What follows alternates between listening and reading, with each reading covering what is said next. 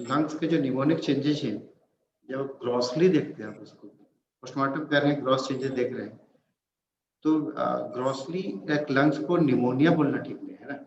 Grossly lungs को आप consolidated lungs बोल सकते हैं, कॉन्सोलिडेटेड लंग्स, उसी का हिस्टोपैथोलॉजी कर लेंगे आप, तब उसको बोलेंगे। इसका मतलब निमोनिया माइक्रोस्कोपिक चेंजेज होते हैं और कॉन्सोलिडेशन होता है ग्रॉस चेंजेस। यूजुअली हम लोग लिख देते हैं कि mnemonic lung without any histopathology, तो बहुत टेक्निकल बातें करेंगे तो गलत हो जाएगा। लिखना चाहिए consolidation of lungs, until and unless कि आप हिस्टोपैथोलॉजी नहीं कर लिए हैं आफ्टर सैंपल कलेक्शन निमोनिया, वैसे नहीं लिखना चाहिए। ठीक है, एक बात तो ये हो गया। दूसरी बात ये हो गया कि जब भी आप निमोनिया को डिस्क्राइब करना चाहते हो, तो आप ऐसे एक आदत से हम लोगों की लिखते हैं ब्रोंको निमोनिया या lobar pneumonia, interstitial pneumonia. Classification of pneumonia can be based on different factors, जैसे इटियोलॉजिकल फैक्टर हो सकता है, bacterial pneumonia, viral pneumonia, mycotic pneumonia, इस तरह के हो सकते हैं, या एक्यूट निमोनिया हो सकता है, क्रॉनिक निमोनिया हो सकता है। लेकिन जो सबसे ज्यादा पैथोलॉजी में जो इम्पोर्टेंट है, जिस पर आपको कमांड होना चाहिए कि either it is broncho pneumonia, ये टर्म बड़ा कॉमन है, either it is lobar pneumonia और either it is interstitial pneumonia. ये तीन निमोनिया बड़े कॉमन है और इनको पहचानने आना चाहिए। ऐसा नहीं कि कुछ भी लिख दिया, निमोनिया देखा लिखना था तो ब्रोंको निमोनिया लिख दिया, कुछ भी लिख दिया। सबसे पहले ब्रोंको निमोनिया क्या है? That is lobular pneumonia. Lungs में लोब होते हैं, लोब्स में लोब्यूल्स होते हैं, तो जब लोब इन्वॉल्व हो जाता है तो that is called as lobar pneumonia, और जब लोब्यूल्स इन्वॉल्व होता है तो that is called as lobular pneumonia, और लोबुलर निमोनिया को ही ब्रोंको निमोनिया कहते हैं। ठीक है, इंटरस्टिशियल निमोनिया में क्या होता है? ये जो दो निमोनिया हो गया आपका, लोबार या लोबुलर, इसके अलावा एक इंटरस्टिशियल निमोनिया। लोबार हो या लोबुलर हो, उसके चेंजेस आपके एल्वोलर लुमेन में खूब दिखेंगे। Diffuse infiltration, diffuse exudation, exudate से भरा होगा, पूरा इन्फिल्ट्रेशन होगा। मगर इंटरस्टिशियल निमोनिया में बेसिक चेंजेज और प्राइमरी चेंजेज होते हैं उसके सेप्टा में, एल्वुलर सेप्टा में, जो कंपार्टमेंट बना रहे हैं, ये एक एल्वुलाई हो गया, दूसरा एल्वुलाई हो गया, उसके बीच का जो पार्टीशन है जहाँ पे कनेक्टिव टिश्यू है, वहां पे मेजर चेंजेज होगा। नेचुरली जब वहां बहुत चेंज हो रहा है तो कुछ चेंजेज एल्वुलाई के लिवेन में भी दिखेंगे, तो नो डाउट निमोनिक चेंजेस भी दिखेंगे। लेकिन इंटरस्टिशियल निमोनिया का मतलब हुआ कि इंटरस्टिशियम में प्राइमरी चेंज हो रहा है।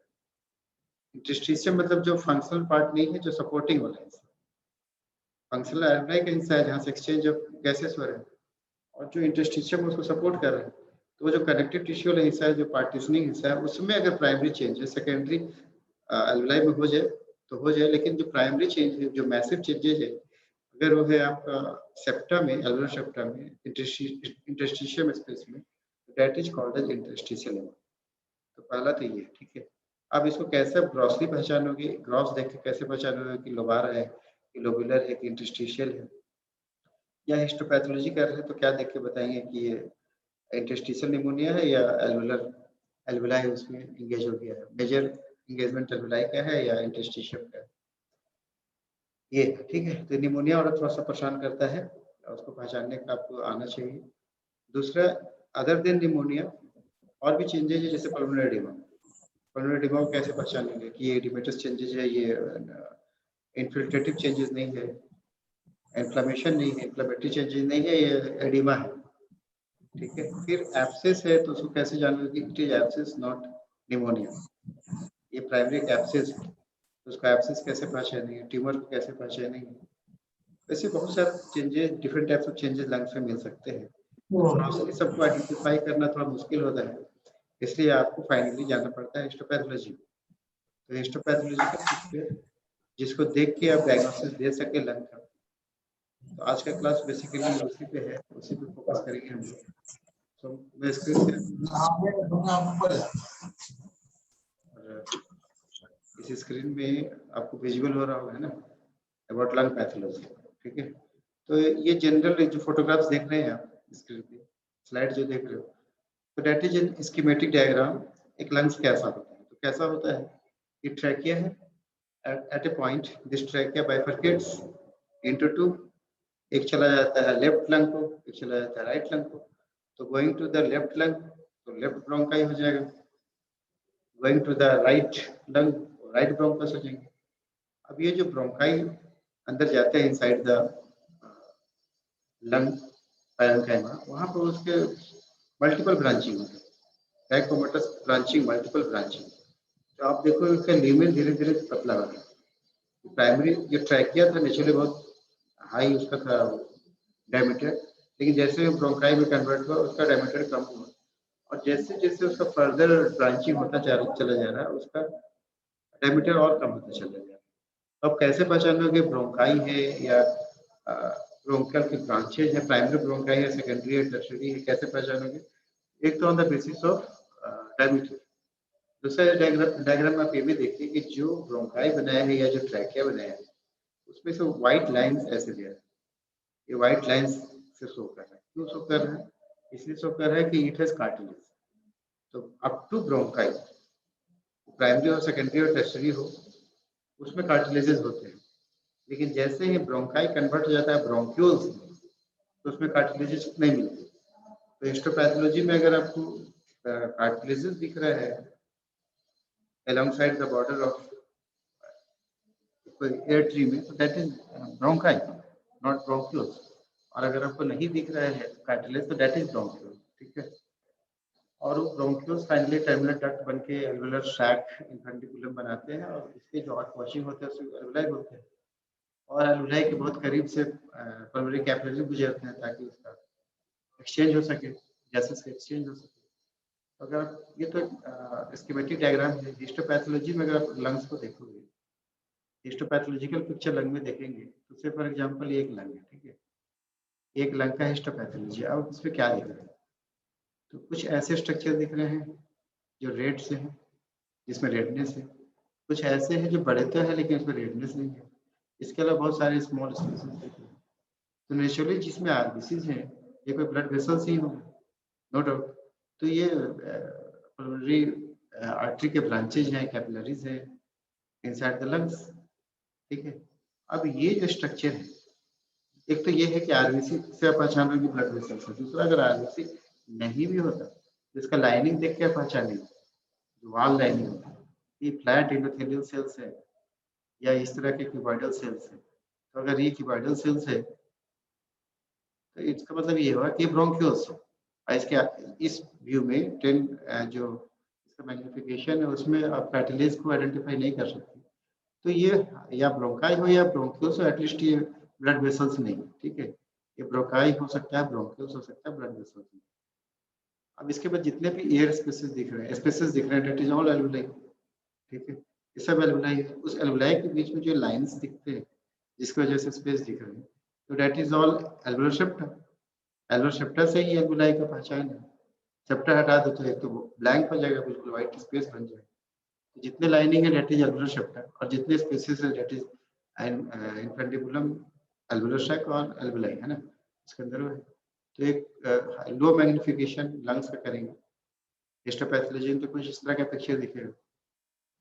अब इसका एक एरिया को आपने हाईली मैग्नीफाई कर लिया, ठीक है, ये मैग्नीफाई हो गया। मैग्नीफाई हो गया तो अब बड़ा क्लियर हो गया। किसे फॉर एग्जांपल ये एक एल्वेलर सैक है, जहाँ पे मेरा ये एरो है, this is an alveolar sac. अब इस एल्वेलर सैक में आप देखो इस तरह का आउट पॉचिंग्स है, आउट पॉचिंग्स बने हुए, दीज आर एल्वेलाई, ठीक है ना, एल्वेलाई। अब इसी और ये जो लाइनिंग है दैट इज एल्वेलर सेप्टा। इसी एल्वेलर सेप्टा में कनेक्टिव टिश्यू भी होंगे, ब्लड वेसल्स भी होंगे, पल्मोनरी कैपिलरीज होंगे, ठीक है, मैक्रोफेजेस होंगे, एल्वेलर मैक्रोफेजेस होंगे। तो इस तरह का टर्मिनल डक्ट हुआ, फर्दर एल्वेलर सैक में कन्वर्ट हुआ, उसका आउट पॉचिंग हो गया, एल्वेलाई हो गया। And these are all bronchi, ठीक है, ब्रोंकाई और ब्रोंक्यूल्स, दीज आर ब्रोंक्यूल्स, ठीक है, दीज आर ब्रोंक्यूल्स, क्लियर। अब और हायर मैग्निफिकेशन, इससे भी ऊपर चले जाओ, एक एल्वेलाई को सिर्फ फोकस कीजिए। ये alveoli, this space is air space for alveoli, फ्रंटिबुलम, एल्वेलर सैक, इसमें ये आउट पॉचिंग्स है, इसी को एल्वेलाई बोलते हो। इस तरह के जो पॉचिंग्स है दैट इज एल्वेलाई। अब ये जो लाइनिंग है दैट इज एल्वेलर सेप्टा। अब इसको आप गौर से देखें एल्वेलर सेप्टा में, तो आपको कुछ सेल्स के न्यूक्लियस दिख रहे हैं, सारे न्यूक्लियस एक जैसे नहीं है। इसका मतलब डिफरेंट टाइप्स ऑफ सेल्स होते हैं। एल्वेलर वॉल के जो सेल्स हैं that is of different types. कुछ बोल रहे हो क्या पवन? कमिंग टू नेक्स्ट स्लाइड, ये भी एक अच्छा फोटोग्राफ है, इसमें भी वही सारी चीजें दिख रही है जो आप देख रहे थे। अब देख रहे हो कि ब्यूटीफुल पिक्चर है, एल्वुलर सैक है, उसके एल्वुलाइज है, एल्वुलाइज है, ये ब्लड वेसल है, ये एक ब्लड वेसल है, एंड दिस इज ब्रोंकाई। ठीक है, अब यहाँ पे क्या है कि जैसे यहाँ पे बहुत क्लोज है, यहाँ पे बड़ा दूर दूर से, हाउ इट इज पॉसिबल? तो ये छोटे छोटे जो एम्फाइसेमेटस एरिया है थोड़े बहुत होना नॉर्मल होते हैं लंग्स में, due to destruction of the alveolar structure, वो सब एक साथ कॉलेज कर जाते हैं, बड़ा सा हो जाता है, दैट इज वेरी नॉर्मल अगर बहुत थोड़े हैं तो। And that and if it is not appear grossly, gross में अगर कोई बुल्ला नहीं दिख रहा है, एम्फाइसेमेटस चेंजेस का नहीं दिख रहा है, और ये छोटे मोटे चेंजेस इनसाइड दिख रहे हैं, तो ये नॉर्मल है। ठीक है, दिस इज नॉर्मल। ये beautiful picture of lung pan. अब ये भी एक स्कीमेटिक डायग्राम है जिसमें आपको समझाया जा रहा है। अब क्या है इस एरिया में, क्या है, दिस इज एल्वुलाई, ये क्या है, ब्लड वेसल। इसका मतलब ये हुआ कि एल्वुलर सेप्टा है, एल्वुलर सेप्टा में ब्लड वेसल्स होते हैं, तो कैसे पहचानोगे दिस इज कैपिलरी? तो एंडोथेलियल लाइनिंग है, ये एंडोथेलियल सेल्स है। ठीक है, and it is endothelial lining, आप इसको पहचान लिए कि ब्लड वेसल्स है इनसाइड द एल्वुलाई। अब ये देखो कि यहाँ पे एटलीस्ट दो तरह के सेल्स दिख रहे हैं, एक ये फ्लैट है, दिस इज फ्लैट सेल, ये लिमोसाइट 1 है, the cells of the lining cells of the alveoli is called as pneumocytes. दो तरह के सेल्स होते हैं, एक लिमोसाइट 1, एक लिमोसाइट 2। लिमोसाइट 1 बहुत होते हैं, लिमोसाइट 2 थोड़े होते हैं। जितने फ्लैट सेल्स है दोज आर ऑल लिमोसाइट 1, और जितने ये आपको क्यूबॉइडल सेल्स दिख रहा है विद माइक्रोविलाई, क्यूबॉइडल सेल्स दिख रहे हैं माइक्रोविलाई जिसके अंदर है, दैट इज लिमोसाइट 2। इधर का जो स्पेस है दैट इज एल्वुलर स्पेस, और ये एल्वुलाई का लाइनिंग है जिसमें दो तरह के सेल्स है, लिमोसाइट 1, लिमोसाइट 2। और ये जो उसका सेप्टा है उसमें ब्लड वेसल्स होगा नेचुरली, इधर भी एल्वुलाई होगा, इधर भी एल्वुलाई होगा। इसके अंदर आपको बहुत सारे एल्वुलर मैक्रोफेजेस होंगे, ब्लड वेसल्स होंगे। इस डायग्राम में ये दिख रहा है आपको।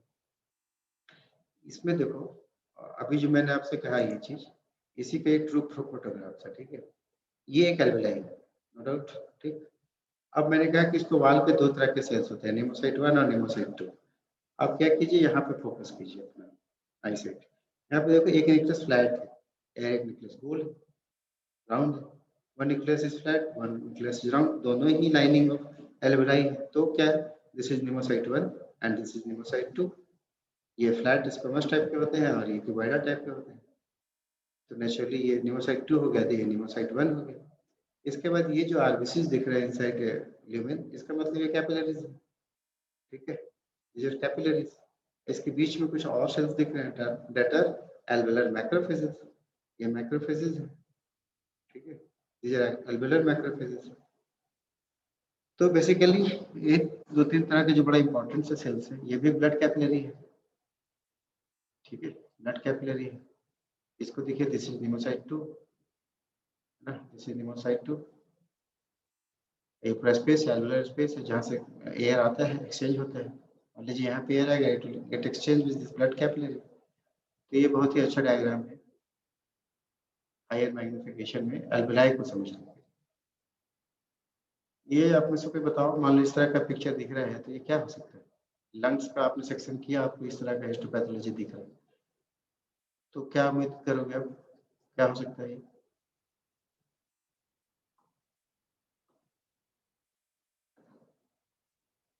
किसी को आइडिया हो तो थोड़ा बताइए, इसको डिस्क्राइब करने का, कैसे पहचानेंगे व्हाट इज दिस?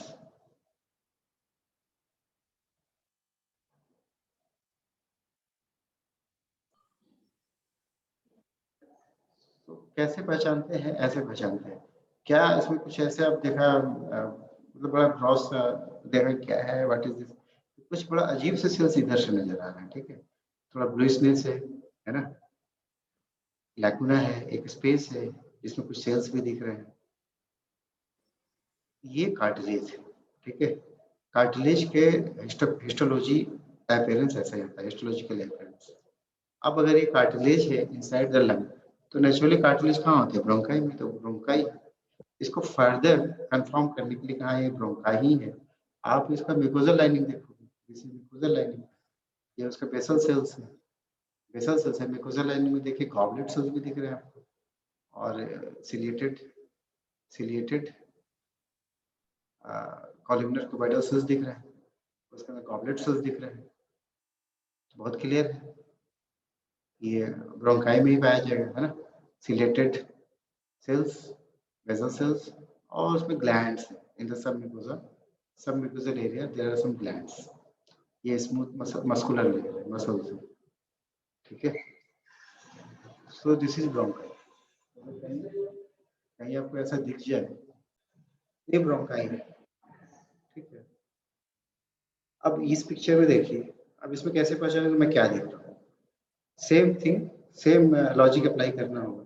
ये क्या है तो कैसे जानेंगे ब्रोंकाई का, ब्रोंकियल से सिमिलर कार्टिलेज, है ना, ये कार्टिलेज, दिस इज कार्टिलेज, इसका मतलब दिस इज ब्रोंकाई, ठीक है।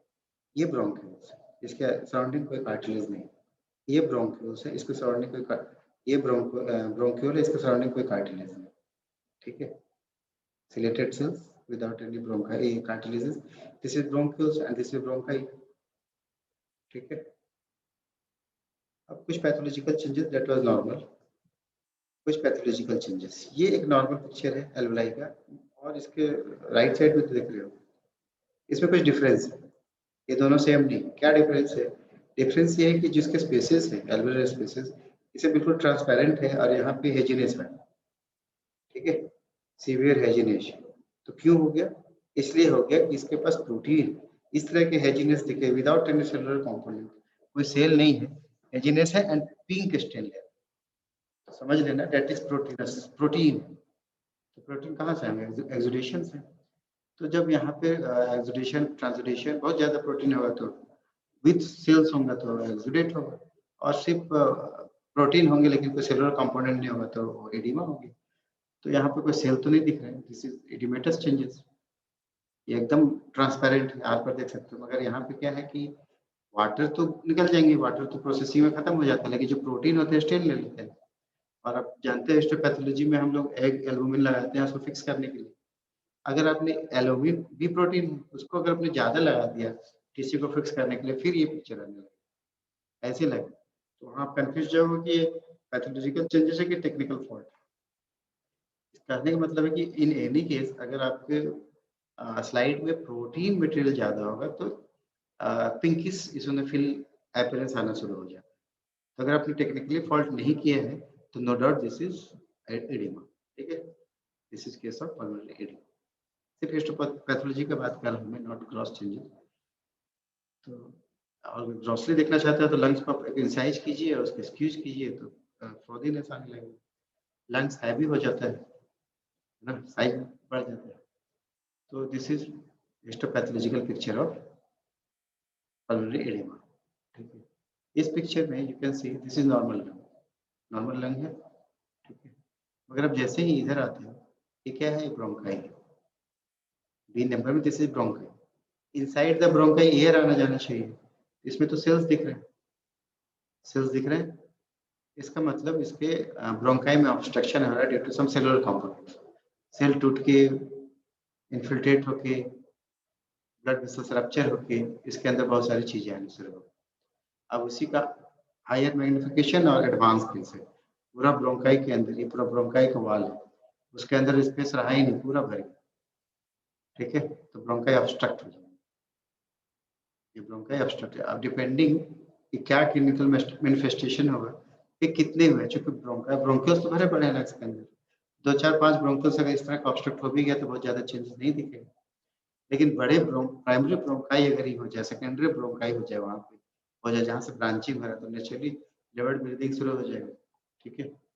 इसमें भी देखिए पेरीवैस्कुलर कपिंग, ये ब्लड वेसल्स है, इसके अंदर आरबीसी है, सराउंडिंग द ब्लड वेसल्स बहुत सारे लिम्फोसाइट्स हैं, बहुत सारे WBC के सेल्स हैं, इसको बोलते हैं पेरीवैस्कुलर कपिंग, यानी in the periphery of the blood vessels accumulation of the lymphocytes particularly, that is called as perivascular cupping, ठीक है। इसमें देखो क्या हो रहा है, इस फर्स्ट ए और ई में ये अंतर है इसमें जो आरबीसी दिख रहे हैं बहुत ज्यादा दिख रहे हैं, इसका मतलब कंजेस्टिव चेंजेस है, कंजेशन है। इसके अलावा इनसाइड द एल्वेलाई, ये एल्वेलाई बिल्कुल क्लियर है, इनसाइड द एल्वेलाई इसमें कुछ पिंकिश मटेरियल दिख रहा है, कुछ पिंकिश मटेरियल, तो प्रोटीन के प्रेसिपिटेट्स है, these are protein precipitates inside the alveoli, ठीक है।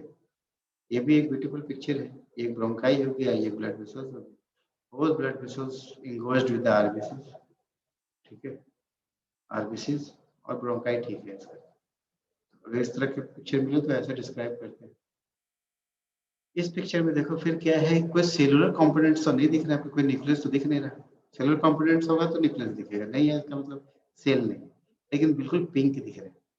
इसका क्या मतलब हुआ कि बहुत ज्यादा प्रोटीन, मच प्रोटीन, इसका नाम ही देते हैं MUCH, मच प्रोटीन।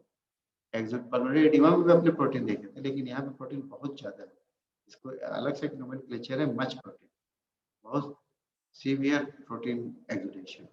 अब वही प्रोटीन एज ए प्लग दिख रहा है, प्रोटीन प्लग्स, ठीक है। तो इस तरह के चेंजेस दिखे तो that is due to protein, कोई सेलुलर कंपोनेंट्स नहीं होगा, सीट की तरह होगा, बिल्कुल पिंक होगा, एसिनोफिलिक मास होगा, तो समझ लीजिए दैट इज प्रोटीन। इसमें देखो ये सब एल्वेलाई के स्पेसिस है, इसमें कोई चेंज नहीं है, मगर जिसका सेप्टा है that is highly thickened plus उसमें आपको फाइब्रस अपीयरेंस आ रहा है, फाइब्रोसिस, यानी एल्वेओलर सेप्टा का थिकनिंग हो रहा है due to proliferation of the fibres. अब इसको कंफर्म करना है तो स्पेशल स्टेन कर लो, मेसल स्ट्राइकोमेस्टिन, देखिए ब्लू कलर कितना है, is all blue colour are collagen fibres, तो कितने ज्यादा हो गए कोलेजन फाइबर्स। तो स्क्लेरोजिंग लंग है, क्रोनिक कंडीशन है लंग्स का। इसमें देखिए ये ब्रोंकाई है, मगर इसके वाल तो सीट की तरह दिख रहा है, न्यूक्लियस नहीं दिख रहा है, मगर सिर्फ वहीं पे दिख रहा है जहाँ पे म्यूकस मेम्ब्रेन होता है। इनसाइड ठीक है, इनसाइड ऑलमोस्ट ठीक है, जो नॉन सेलुलर कंपोनेंट दिख रहे हैं रेस्ट्रिक्टेड कहाँ पे है, in the wall of the bronchi. वैसे क्यों होगा, इसी को बोलते हैं हाइलाइनेशन, हाइलीन हो, glassy appearance, hyalination of the bronchi, ठीक है। अब इसमें देखो ये ब्लड वेसल्स, ब्लड वेसल्स का सराउंडिंग पूरे फाइबर से जमा है, फाइबर का एक्यूमुलेशन, तो hypertrophy of the small artery of the in the lungs, lung जो आर्टरीज है, स्मॉल आर्टरीज, उसका हाइपरट्रोफी हो रहा है, उसके मसल्स, हाइपरप्लेशिया, हाइपरट्रोफी, ठीक है। व्हाट इज दिस, कौन बताएगा ये क्या हो सकता है, कोई आइडिया बता सकते हैं ये क्या है सर? न्यूट्रोफिल के न्यूक्लियस क्या होते हैं कि लोबुलेटेड होता है, ठीक है। इसको थोड़ा गौर से देखेंगे तो लोब्स नहीं है, लोब्स नहीं है ना, ट्राइलोब, फाइव लोब ऐसे नहीं है, लेकिन हाँ है तो ये मैक्रोफेजेस है, एल्वेओलर मैक्रोफेज का प्रोलिफरेशन। नेचुरली मैक्रोफेज इतने नहीं होते, एल्वेओलर मैक्रोफेजेस बहुत ज्यादा है, तो इसको आप बोलोगे प्रोलिफरेशन ऑफ द एल्वेओलर मैक्रोफेजेस, ठीक है। ये सब मैक्रोफेजेस है, उसका प्रोलिफरेशन हो रहा है, तो कोई सीवियर डैमेज होगा, कोई सीवियर इरिटेंट होगा, उसको हटाने के लिए अपना संख्या बढ़ा रहा है, प्रोलिफरेशन हो रहा है मैक्रोफेजेस का। ये गुड पिक्चर ऑफ निमोनिया, एक निमोनिक लंग का बढ़िया सा पिक्चर, ठीक है। सारे ब्लड वेसल्स इंगोज्ड, ठीक है, सीवियर इन्फिल्ट्रेशन, ल्यूमेन के अंदर भी डेब्रिस दिख रहे हैं, इनसाइड द ल्यूमेन आपको डेब्रिस दिख रहे हैं। एक निमोनिक लंग का ये फोटोग्राफ है। जब एम्फाइसेमा कह रहे थे उसका जो ग्रॉस पिक्चर आता है, मैंने कहा जो माइक्रोस्कोपिक एम्फाइसेमा दिखते हैं उसको बहुत ज्यादा क्लिनिकल सिग्निफिकेंस नहीं होता, लेकिन जब gross appearance is the form of bullae, उसको बुल्ला बोलते हैं, छोटे छोटे एयर पैक्ड स्पेसेस ऐसे लंग सरफेस से उठा हुआ दिखेगा, ठीक है, बुल्ला बोलते हैं, एम्फाइसेमेटस चेंजेस या बुल्ला, दीज आर बुल्ला। अब उसका क्रॉस कटिंग करेंगे तो आपको इस तरह के बड़े बड़े स्पेसेस दिखेंगे, जिसके अंदर एयर हुआ, काट दिया तो एयर निकल गया, मगर स्पेसेस दिख रहे हैं, ये सब भी है ना, बड़े बड़े स्पेसेस दिखेंगे, तो दैट इज एम्फाइसेमेटस बुल्ला। इस कंडीशन में ये देख रहे हो कि surrounding the bronchi, bronchioles, severe infiltration, severe infiltration, है ना, ब्रोंकाई के आसपास, यानी ब्रोंकाइटिस है। इसका जो लंग्स है, लंग पैरेन्काइमा जो है, जो एल्वेोलाई वाला एरिया है, नॉर्मल है, इधर कोई चेंजेस नहीं दिख रहे। Changes are restricted to the bronchi, तो इसका मतलब ब्रोंकाइटिस है। अब ये निमोनिया नहीं है, आप बोलते हैं ब्रोंको निमोनिया, मतलब ब्रोंकाइटिस भी है और लंग का इन्फ्लेमेशन भी। तो यहाँ लंग इन्वॉल्व नहीं हुआ है, तो ब्रोंको निमोनिया नहीं है, सिर्फ ब्रोंकाइटिस है। ठीक है, इस डायग्राम में देखिए, जैसे नंबर 1 है, 2 है, 3 है, 4 है, तो इसका कुछ डिस्क्रिप्शन कैसे करेंगे। तो पहला तो ये जो गोल सा एरिया दिख रहा है, नेचुरली ब्रोंकाई है, ब्रोंक्यूल। ठीक है, ये ब्रोंक्यूल। अब ब्रोंक्यूल के अंदर स्पेस होना चाहिए एयर आने जाने के लिए, तो स्पेस तो बहुत थोड़ा सा है, बाकी तो भर गए। पहला बात तो ये होगा कि ब्रोंकियल ल्यूमेन का नैरोइंग हो गया। अब नैरोइंग हो गया तो इसका मतलब सांस लेने में दिक्कत होगी। ये अस्थमेटिक पेशेंट का, किसी को अस्थमा है अगर, उसका भी सेक्शन करेंगे लंग्स का, तो ऐसा ही दिखेगा। ब्रोंकाई, ब्रोंक्यूल्स का जो ल्यूमेन है वो बिल्कुल थिक हो गया है, ल्यूमेन बिल्कुल नैरो हो गया। इसका ल्यूमेन होना चाहिए था यहाँ से लेके यहाँ, लेकिन ये सब ऐसी चीजें हैं जो नॉर्मली नहीं होनी चाहिए, सिर्फ इतना रह गया। Severe narrowing of the bronchial lumen, इसका मतलब ये अस्थमा है। पहला, दूसरा नंबर का डिस्क्रिप्शन, पहला क्या है, इन्फिल्ट्रेशन। इधर सारे इन्फिल्ट्रेटिव चेंजेस, ये कोई ब्लड वेसल्स तो है नहीं जिसके अंदर सेल्स होने चाहिए। अगर न्यूट्रोफिल्स वगैरह सब जमा है यहाँ पे, तो डेट इज पेरीब्रोंकियल इन्फिल्ट्रेटिव चेंजेस ज्यादा है। ब्रोंकाई के सराउंडिंग चेंजेस दिख रहे थे, पेरीब्रोंकियल सीवियर इन्फिल्ट्रेशन। ठीक है, और इनसाइड द ब्रोंकाई ये सब क्या है, ये जो इसके लाइनिंग सेल्स है उसका प्रोलिफरेशन, प्रोलिफरेट करके ये बढ़ता चला गया, बढ़ता चला गया, और उसमें निक्रोसिहाइलाइजेशन भी हुआ। ओवरऑल उसने ल्यूमेन को बिल्कुल ऑब्स्ट्रक्ट कर दिया, थोड़ा ही एरिया रह गया जहाँ से एयर आना जाना करेगा। ठीक है, ये फोर्थ वाला क्या है, जब आपको सेल्स इस तरह के दिखे, इलोंगेटेड न्यूक्लियस, मैंने कल भी कहा था इलोंगेटेड न्यूक्लियस ऐसे जैसे पानी बह रहा हो, तो मसल्स होते हैं, फाइबर्स होते हैं, तो ये स्मूथ मसल्स हाइपरप्लेशिया। ठीक है, स्मूथ मसल्स का हाइपरप्लेशिया यहाँ पे ज्यादा दिख रहा है। ये ब्लड वेसल्स है जिसके अंदर बहुत सारे आरबीसी दिख रहे हैं, तो इंगोज्ड है, ये भी ब्लड वेसल्स से इंगोज्ड है। लेकिन मेजर जो है इसमें मुझे दिखाना है how a histopathology picture of asthma patient appears. तो उसमें ये क्लियर कट ब्रोंकाई, उसका ये proliferation of the bronchial cells, narrowing of the lumen, infiltrative changes और hyperplasia of the smooth muscles, ये सब चीजें दिख रहे हैं अस्थमा का केस। इसमें क्या दिख रहा है, इसमें भी सेप्टा देखिए थिकनिंग, एल्वोल सेप्टा का सीवियर थिकनिंग, इतना थिकनिंग होने प्लस सीवियर इन्फिल्ट्रेशन भी है ना। इसमें देखो other than this congestive changes, इसका जो ब्रोंकाई है उसका ल्यूमेन देखिए। ठीक है, इसके ब्रोंकाई का ल्यूमेन पूरी तरह से ऑब्लिटरेटेड है, और इसका जो ग्रोथ है इसमें और इसमें अंतर है, इसका ग्रोथ सब तरफ से हो रहा है, हर जहाँ पे लाइनिंग सेल्स है हर जगह से बढ़ के नीचे की तरफ आ रहे हैं। यहाँ पे ऐसा नहीं, इधर की लाइनिंग देखिए नॉर्मल है, यहाँ से कोई ग्रोथ नहीं हुआ है, ग्रोथ एक पॉइंट से हुआ, इस पॉइंट से मैसिव प्रोलिफरेशन होता हुआ पूरी ऑब्लिटरेट कर लिया। तो ये इसको हम बोलते हैं ब्रोंकाई ऑब्लिटरांस, टेक्निकल टर्म है ब्रोंकाई ऑब्लिटरांस, ऑब्लिटरेटेड ब्रोंकाई, पूरा बंद हो गया। एयर स्पेसेस हैं बहुत थोड़े हैं सब एक तरफ, इसके एयर स्पेसेस हैं लेकिन बीच में, इन द सेंटर, इसमें एयर स्पेसेस कॉर्नर पे है जहाँ तक ये अभी तक प्रोलिफरेट करके नहीं पहुंचा, धीरे धीरे पूरी तरह से भर देगा, तो ये पूरा को पूरा खत्म हो जाएगा। No doubt this is engorgement of the blood vessels. ठीक है, ये क्या है, इनसाइड द लंग पैरेन्काइमा देख रहे हो कि ब्लैक ब्लैक डॉट्स बहुत दिख रहे हैं। ठीक है, तो अगर ये आर्टिफैक्ट नहीं है, सारे व्यू अपनी तरह देख ली तो समझ गए कि this is not a artefact, it is localised. तब क्या हो सकता है, ये it is a case of pneumoconiosis, वो एक्सटर्नल चीजें आपने इनहेल कर लिया, वो एंथ्राकोसिस हो, सिट्रोसिस हो, कुछ भी हो, लेकिन कोई एक्सटर्नल चीजें आपने इनहेल कर लिया है जो इनसाइड द लंग प्रेसिपिटेट। अब लंग के पास तो कोई रास्ता होता है नहीं कि ड्रेन होकर निकल जाए, जैसे इंटेस्टाइन में होते हैं, जीआईटी में होते हैं, ये कहीं ना कहीं तो प्रेसिपिटेट ही हो जाएंगे, धीरे धीरे उसको एल्वेओलर मैक्रोफेजेस खा जाता है, खा जाएंगे तो मैक्रोफेज का लाइफ स्पेन कितना होगा, डेज में होगा, वीक्स में होगा, सारा जिंदगी तो पड़ा नहीं रहेगा।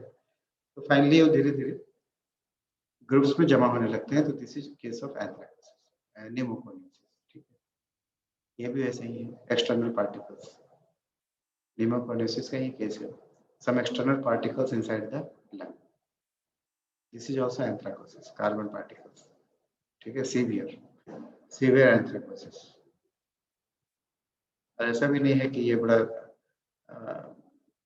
बहुत रेयर है, बहुत ही कॉमन है। इन केस ऑफ डॉग्स के केस में पर्टिकुलरली, जो स्निफर डॉग्स होते हैं अथवा ओल्ड एज के होते हैं, उसमें आपको ये केसेस खूब दिखेंगे एंथ्रेकोसिस।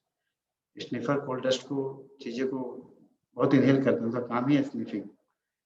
विद टाइम उनके लंग्स में एंथ्रेकोसिस डेवलप हो जाता है, निमोकोनियोसिस डेवलप हो जाता है।